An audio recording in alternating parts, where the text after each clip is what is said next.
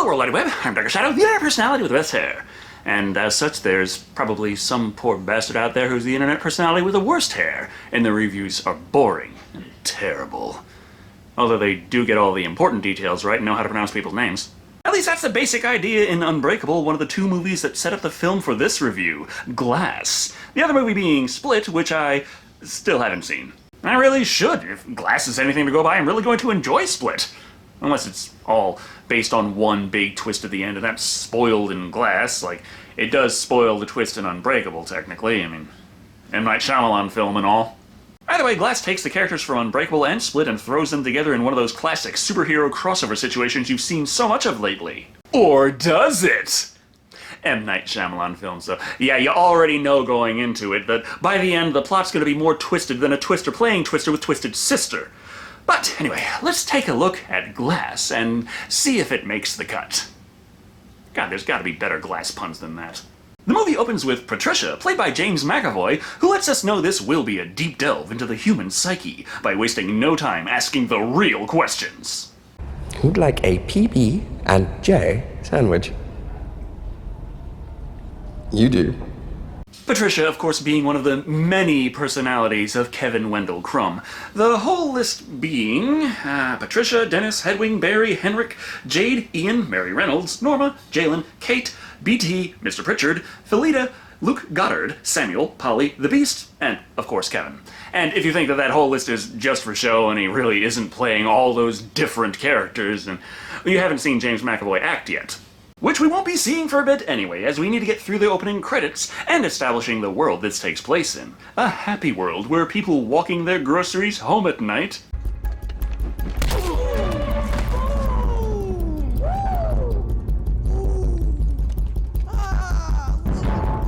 get randomly assaulted by vloggers. Evidently, yes, as the man who has no idea which direction the viewfinder goes reviews their cinematic mastery once they get back to the studio apartment. You see his bag fall? It's what they call dramatic effect. This is gonna get so many views. Okay, so far the bad guys are the serial killer with DID and the Paul brothers? The brute of the duo is Ronald, played by Sergei Didenko, while Russell Posner plays T, would you even call that the brains of the operation? Well, when the two of them hear some mysterious intruder enter their apartment and wash their hands, T comes up with a means of dealing with it. Superman punch him, Ronald. Oh, fuck that. If you really want the clicks, tell Ronald to hit him with a Kamehameha. Unsurprisingly, Ronald is a fucking clown and gets his ass handed to him in short order. This is because the intruder is in fact the mysterious man in a rain poncho, the superhero of the city, Bruce fucking Willis, playing the role of David Dunn, though his son / guy in the chair, Joseph, played by Spencer Treat Clark, lets him know what his superhero name is. Good news.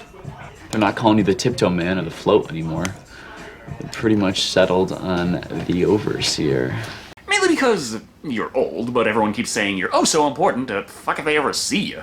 Also, yes, this is the same Spencer Treat Clark who played Joseph Dunn in Unbreakable, so props for being one of the few movies where a child actor actually gets to play his adult self in the sequel. In their home security store's discount Batcave, we see Joseph and David here actually have been trying to track down that mysterious serial killer in the city, and are now working on the theory they might not actually live near where the murders take place, but, you know, have a car.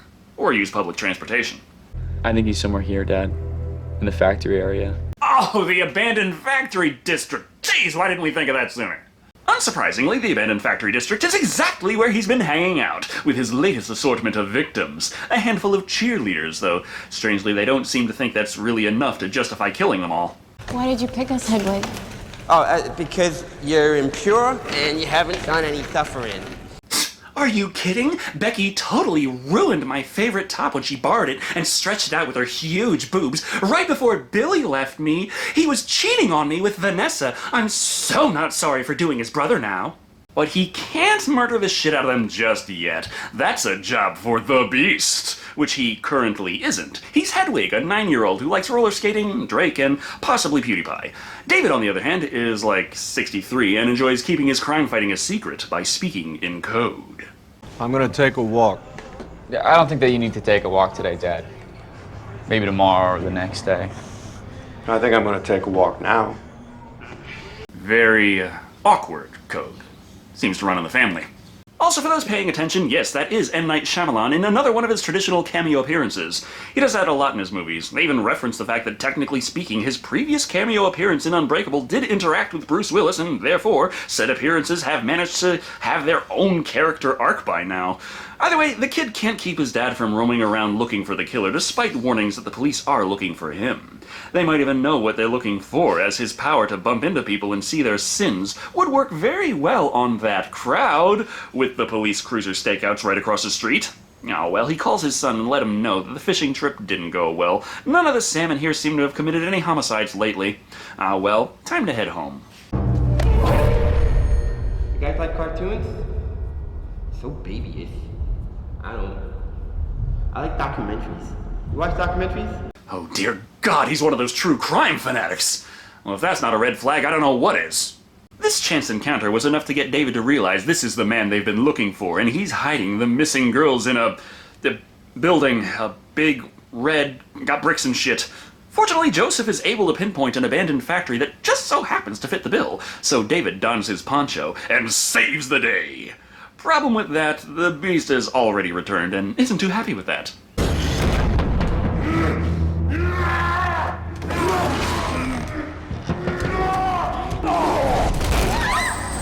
Crawling on the ceiling, roaring, and finally flipping some fucking tables so you know he's pissed. Thus the epic battle is underway. It's a bit hard to see, even in HDR, but one of the ladies gets pulverized by a spare table. Not killed, but damn, that had to hurt. Soon enough, the beast gets the overseer in his grasp, and David has few options left, so...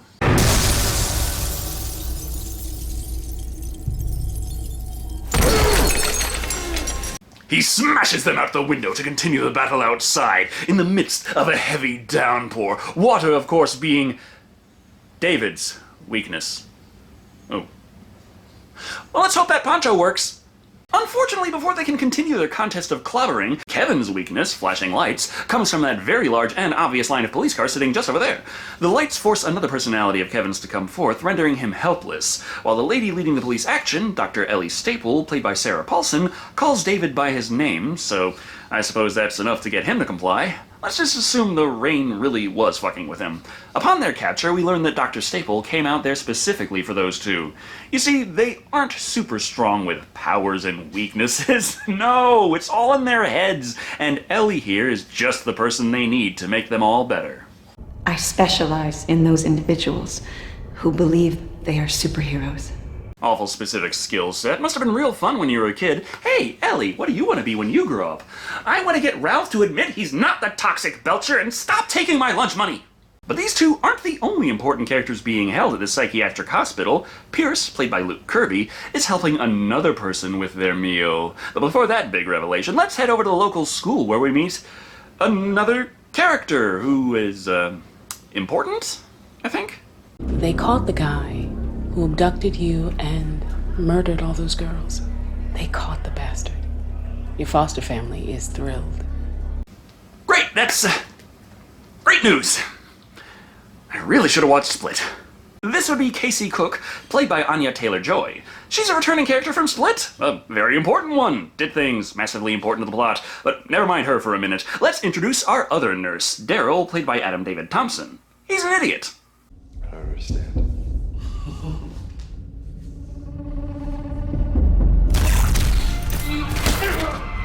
Yeah, the lights keep him under control, so surely when he asks you to go over there and stand there with your big frame in front of all of those lights that are keeping him under control, couldn't possibly be any nefarious intent there. No, not at all.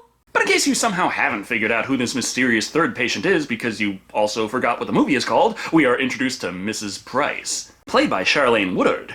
Seems her son has been cooped up here for a long time, and she comes every week to visit, but it's getting hard because anymore the guy just sits there staring off into space. They keep him heavily sedated. This is an enormous amount of sedation. He's too smart for him. I told him all those smart-ass remarks would get him in trouble. Everyone's got a limit to just how much sarcasm they can take. Rather, he's a super genius, able to memorize a blueprint in one glance and use it to sabotage the power to the whole hospital. That's because her son is none other than Mr. Glass, Elijah Price, played by Samuel L. Jackson. While he's drugged out of his mind and not a threat, David does spy Kevin across the room and somehow doesn't realize he was in there with him. Trying to break out doesn't do him much good, though, with the giant water tank outside feeding the high-pressure hoses in his room to ensure he doesn't go that far. I have to get out of here before he gets out. The individual who came with you is contained. Yeah, present tense. Yeah, good enough. So she changes the subject to how that train crash David survived all those years ago might have brained his damage, and that's why he thinks he's a superhero. So, how about an MRI?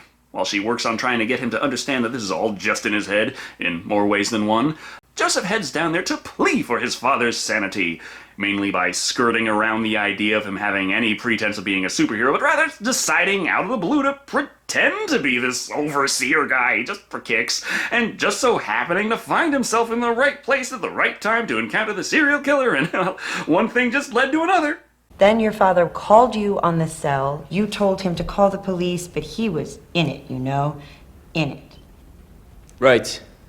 Well, thank you for sharing that with us. Don't worry about your car, just follow those nice young men in their clean white coats. Unsurprisingly, she sees right through this deception and begins asking Joseph just how long he has also believed his father to be a superhero. Ah, well, that didn't work. Perhaps Casey will have better luck. Well, after getting through Dr. Staples' speech about how they're working hard to help Kevin, and first and foremost, they gotta stop thinking of the Beast as being superhuman. Okay, but when Casey also asks to see him, Staple just says no. Why? Because it's not. You're the victim. Now be a good victim and wallow in perpetual psychological torture. No one is getting better mental health on my watch. Somehow Staple doesn't manage to shake Casey, so she does get to go see Kevin. Or rather, Hedwig, but either way they catch up on all the important stuff. I like Drake now. I liked Nikki for a while, but then Nikki and Drake broke up and you can't like both. Yeah, this whole section of the movie just slows down a lot, but despite the whole array of A-list actors, it really does come down to James McAvoy to carry the entire film. Strangely enough, having someone here who actually has experience with this man and his personalities means they can actually make some progress. Both mentioning the fact that her uncle is now in jail, which I guess is important, and getting in touch with the OG personality himself, Kevin. However, the world is still too much for him to handle on his own, and even she can't keep him in the light.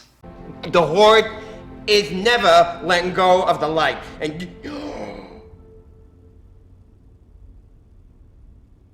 do you like Kevin now? Find out next time on Dissociative Identities of Our Lives. Being unable to make any real progress with Kevin, she unfortunately has to leave him in the hands of the hospital and hope for the best. They've got their hands full, of course, so many people in here, and with how drugged they've kept Elijah, it's pretty much just Dr. Staple talking to him as he stares at her, occasionally twitching. I've come to the conclusion that we should perform a procedure on you. It's not that you really need one, but dear God, are these checkups fucking boring. This is a corrective procedure that rebalances the part of the frontal lobe that is overstimulated.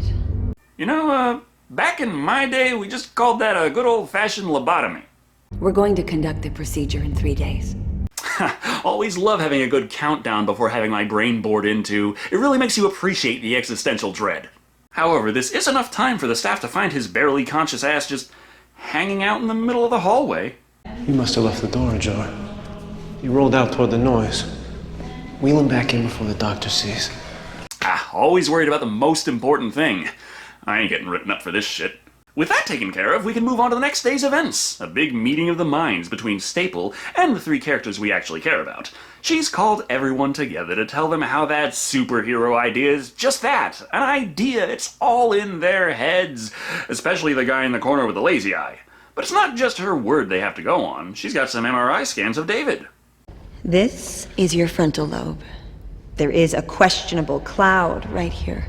So it's either you have brain damage, or we really shouldn't have picked up that MRI machine at Goodwill. She says the smudged brain scan is in line with the disorder, but that still doesn't explain how David can sense the sins of those around him simply by touching them. But what's this? It looks like Kevin's pants had clay stains on them. Therefore, she believes that he saw the news about the kidnappings, saw the very suspicious man, saw the clue right there on him as to where he might have been recently, and just happened to piece it together without even realizing it. No superpowers necessary. You're creating a chain of thoughts that never happened. I could not have possibly thought about all of that. All day long I had baby sharks stuck in my head. She also says the beast isn't some bulletproof, super strong wall-climbing creature. I mean, the wall climbing, yes, but anyone could do that. The bars he bent were old as shit, too. Not that hard. And the gunshots? There was a lot of moisture from the boiler room down in the locker area where they were kept. The cartridges were possibly compromised. Pretty much nothing at that fucking zoo was kept to regulation. But to be fair, it was the kind of place to hire Kevin, after all. If superheroes exist, why are there only 3 of you? Okay, that has to be the worst argument you've put forward yet. What the hell makes you think you just so happen to have every superhero in the world in this room right now? These guys tend to lay low. They're not out doing panels at Comic-Con. It's not like they're the craziest ones in the story anyway. Joseph is doing his best to help his dad by looking for clues in the comic book store. However, a particular villain-focused issue catches his eye. Oh crap, it's a prequel. Put it back and wash your hands. This inspires him to see who Kevin's parents were, like his father, Clarence Crumb, and he finds out.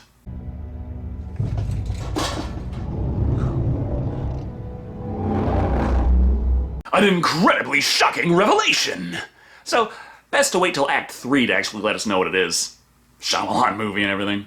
Maybe it's not all that interesting anyway. After all, Casey is surprised to find out there's a Beastman comic book character. Beastman that can bend iron bars with their bare hands. What a surprise! Well, back at the hospital, our good nurse, Pierce, suspects that Elijah might be sneaking out of his room at night. So he does the logical thing and threatens to break the fragile old and barely conscious man's legs. Getting no reaction, he leaves to end his shift, and Daryl has shown up to clock in. Not that he actually heads in right away, which as it turns out, Elijah was counting on all along. I've overheard complaints about how long it takes him to get to his desk. He's a bit of a talker, you see. I estimate I have 2 to 3 minutes left. You see, Elijah was only pretending to be drugged out of his mind. For like half the movie. Committed in more ways than one. How does he do it? Well, swap out his sedatives for aspirin. And as we've seen, the employees here aren't particularly good at their jobs. Either way, he's here to tell Kevin, or rather Patricia, that they shouldn't believe the lies that Dr. Staple is feeding them. Elijah firmly believes there are certain individuals who have abilities that can't be explained, only dismissed. Stories of these miraculous people have existed through the ages, and comic books are merely what's left of those stories, rooted in truth. So there are real superheroes, even if they can't fly beyond the speed of light, firing lasers out of their butt while wearing motherfucking chainsaw hands! It will have limits. This is the real world, not a cartoon. And yet some of us don't die from bullets. Holy shit, we've had a super with us this whole time! 50 Cent! Finally, Elijah has a plan to get them all out of there, to begin tomorrow night. He hopes to meet the beast and prove they aren't crazy. Finally, Patricia asks him what it is they call him. First name, Mr. Last name, Glass. Kind of an odd first name, but it beats the other options. Porous, tempered, depression. So the world will change tomorrow night. Or not. We saw footage of you leaving your room last night. Oh. It seems you have been duping us. No. I moved up the procedure to this morning. All those cameras around the hospital. Turns out they're not just for show. Thus, they wheel his ass in there to get that laser brain surgery. Just a laser to the forehead. Not a brain surgeon myself, but I have no idea how the hell this is supposed to work. That night's work taken care of, Dr. Staple heads home, and Daryl can perform his caretaking duties with just as much mediocrity as he wants. Pictures are crooked. It's called a Dutch angle. It's art. Ah, well, it's not like Elijah can't take criticism right now. Took a bitch-ass long time to find the right piece. But his rebuttals are a bit more cutting. Surprise, Mr. Glass was just faking being lobotomized. You see, in his antics that night, he already knew about the cameras and set it up like in Speed, where he went around doing his actual evil deeds, sabotaging the laser brain drill before turning them back on and being intentionally found out so they only thought the operation went as planned. Still means the brain surgeon on duty really didn't do their job very well, but no bother. With Daryl out of the way, nothing is stopping Mr. Glass from opening Kevin's room and bringing out the beast. Are you ready? Yeah. Okay, Mr. Glass, your plans are starting to seem as reliable as Claptrap's action skill. No bother, it's not Hedwig he needs for this to work anyway, but the Beast! A short little show of his capabilities later, and Mr. Glass is convinced he's the real deal. Also, in case you're wondering why the Beast doesn't just smash him into shards of pain and bad ideas, it's because, as we've seen, the Beast punishes the wicked who have not suffered. Being a fragile old man in a wheelchair who has broken plenty of bones in his life gives Mr. Glass a free pass here. He intends to show the Beast to the world at an epic battle during the opening of Osaka Tower. Of course, for an epic battle to take place, he needs a foe of equally epic power to take on. This, of course, would be our good friend David, the Overseer. You're only using 1% of your abilities with these petty criminals. You've been wasting the other 99% on shitposting and memes. Mr. Glass is here to correct that, though. He needs that fight, and he needs David to truly believe. So, simple plan, he turned off the water hoses to his room, and now there's just a big metal door in the way for him to break down. Of course, if he can't, Mr. Glass will just blow up the big fucking chemical plant in Osaka Tower, murdering thousands of innocent people. Gets us up to David to decide if he has superpowers or not. A lot of people are going to die, Overseer, if you don't get through that door. Yeah, it's not like I know any of them. If you're trying to go for supervillain level evil plans here, you're gonna have to learn how to utilize the identifiable victim effect. It's not the best thing about humans, but we tend to care more about tragedies that affect a small number of people than those that happen to hundreds, thousands, or millions. Huge numbers are just that, numbers. But when it's only a few people, we can see the individual. Like Pierce here. We've seen him throughout the movie and know what he must be feeling when he finds that Kevin and Elijah have got out of their rooms and Mr. Glass has even suited up in his supervillain outfit. Get back in your room, both of you! Something like, man, I really shouldn't have threatened to break that man's legs. Maybe a bad example of someone we feel bad about having his ribs broken before being beaten into a bloody pulp, but the escape plan is still ongoing, so Mr. Glass and the Beast need to escape the hospital, with the help of Patricia, of course. Go through the basement. Oh, sorry, force of habit. I always kept my comic book collection down there. At this point, everything starts coming into play. David manages to break down the solid metal door, and the bad guy's escape might be slowed, as despite the fantastic disguise, a couple random employees think they look kinda suspicious and call it in.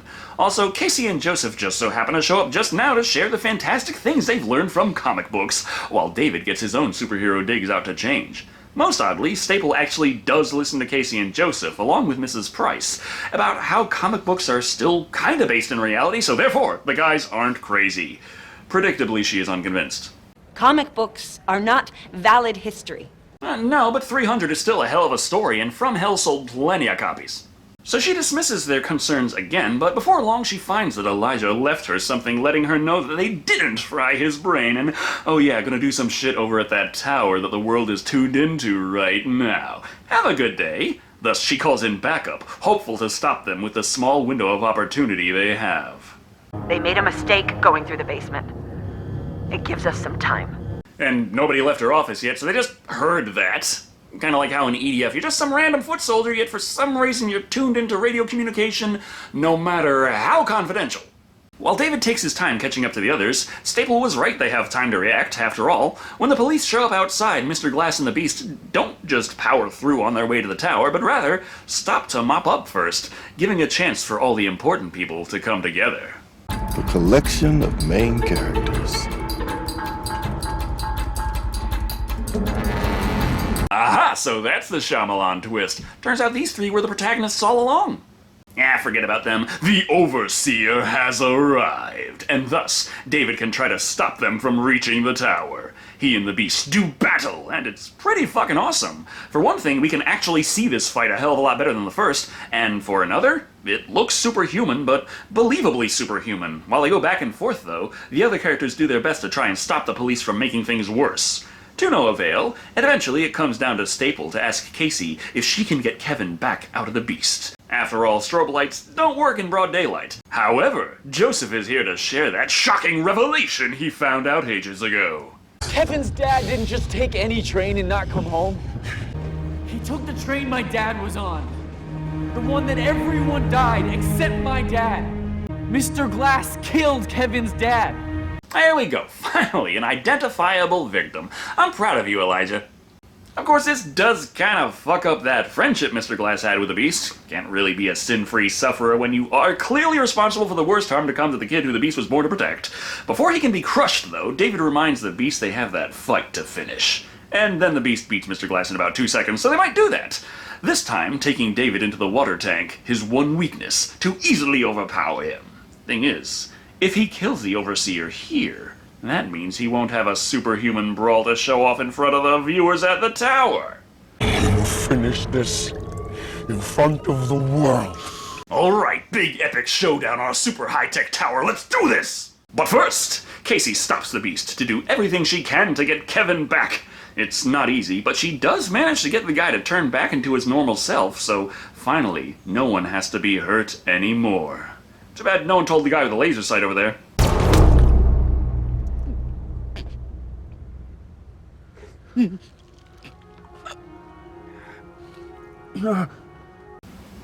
Clark! Oh, sorry, I wasn't paying attention. The shooter has a tattoo, seemingly celebrating his love of Shamrock Shakes, much like this officer who drags David over to a deeper puddle so as to unnecessarily kill him as well. Don't worry though, Staple is there to offer a hand. That way, David can get one of those handy-dandy plot-twisty visions, where we see she is actually part of a secret society that hunts supers, and has a spiffy Shamrock tattoo to boot. Tell me the truth. Did I almost convince you you were an ordinary man? No, as far as twists go, lady, I could have seen this one coming before even starting the movie. Therefore, twist ending! Kevin, David, and Elijah are all fucking killed. Dr. Staple was in fact part of a secret society of anti-supers all along. Not that her intentions were to kill them from the start, no, they just like to pretend they're good guys and figure convincing superhumans that they're just a bit crazy and normal everyday schmucks is the preferred way to go. Not that they slowed down the slaughter once it began, but never mind any of that. These three poor souls met their end, and now she's able to move on to another city and find the next ones to suppress, and keep the peaceful, boring-ass, superhero-less way of life going forever. That's why he's the mastermind. He'll never tell you his real plan. He sets everybody up, gets them looking in one direction. But hey, we got like less than 10 minutes left to go in the Shyamalan movie, so let's get the real twist ending. It turns out Mr. Glass secretly set the surveillance cameras to stream the footage to a private server. He intentionally caused enough trouble to get Dr. Staple to install the security cameras in the first place. They never were going to go to the tower at all. All the footage of the superhuman battle for supremacy is online, secretly sent to Mrs. Price, Joseph, and Casey, and they do the only logical thing with it. Upload that shit to YouTube, and then head down to the central station to see if anyone's watched it yet. How long's it been since we posted it? 2 hours. Well, check the comments section, maybe? Did you put search tags on it? Tweet it out? I mean, fuck, maybe that's what I've been doing wrong this whole time. If I want this to go viral, I should just head down to Waffle House and see if anyone's watched it yet. Anyway, that was Glass. And damn, that was good. The latest Shyamalan movie. Come for the twists. Stay for... well, the twists, I guess, because damn, this movie has a lot of them. Good ones, too. There's more than enough small scenes with seemingly mundane things going on that come off like simple world building that you only really grasp the magnitude of later, as it should be. And yes, going into a Shyamalan movie, we know already that there will be twists, and when that's all the movie has going for it, that's really not a good thing, but there's plenty to enjoy about Glass. The movie, not random shards of broken glass. Don't try to enjoy that. I'm talking about the plot, how it brings the worlds of Unbreakable and Split together, and leaves us wanting more, but not of exactly what we got. I just want to know where this world is going with new characters now made possible through the origin story trilogy. One aspect where this film did leave me wanting more initially was the big climactic battle at the tower. Thing is, the first time I saw it, I did feel kind of miffed because the movie subverted my expectations in a way that didn't give me something that I wanted, but upon more viewings, knowing that was the case, I felt the whole movie did a fine job being more than worth it, and the big hypothetical battle at the tower really wasn't needed anyway. What this film has going for it is world building and character interaction, and boy oh boy are there some characters who do some interacting. Bruce Willis does an admirable job of a hero who just wants to do the right thing, but does begin to doubt himself much like he doubted himself in the beginning of Unbreakable. Samuel L. Jackson did the mastermind manipulating things behind the scenes absolutely beautifully, as messing up the performance would have killed that aspect of the plot, and James McAvoy, he simply carried the movie for the first third of it. Overall, Glass is one of the best films I've seen in recent memory, and that's not something I say lightly. From concept to execution on every level, from the world to the characters to the cinematography that was artistic without being pretentious, and twists that work well even when you go in expecting twists from the get-go, Glass comes in at 5 awkward requests to go for a walk out of 5. And man, I really do have to go see Split. Though, I was asked before in my initial reaction review, how do I know the twists in this movie really work if I didn't see Split? And the answer's pretty simple. It's because the twists in this movie work internally. You don't have to have seen Split to really enjoy Glass. As it should be. Thank you all for watching. I've been Shado. And remember, don't upload your random crimes to YouTube. Matter of fact, don't commit random crimes in the first place.